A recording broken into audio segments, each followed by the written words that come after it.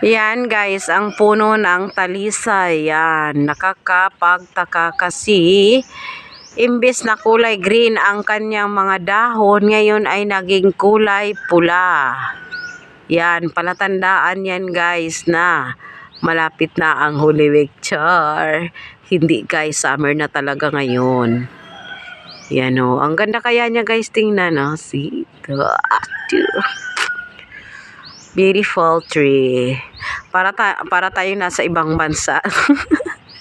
Feeling ko lang.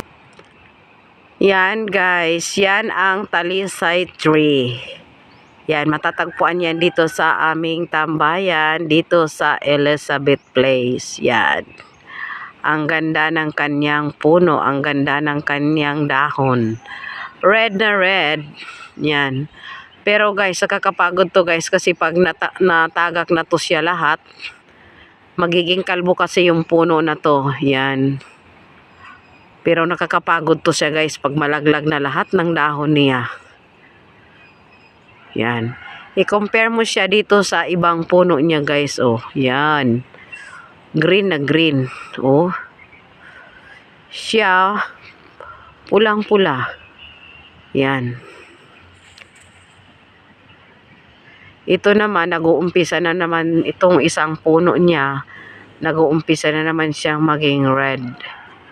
Yan. Maging red na yung, malapit na siya maging red lahat ng dahon niya. Almost, ano na siya, mga nasa, tawag nito, 1/3. Nasa 1/3 na hapit na siya maging pula lahat ng dahon. Yan. Ang ganda pagmasdan ng mga dahon niya guys. Yan, nakakawala ng stress. Yan guys, that's all. Thank you for watching. Good afternoon everyone.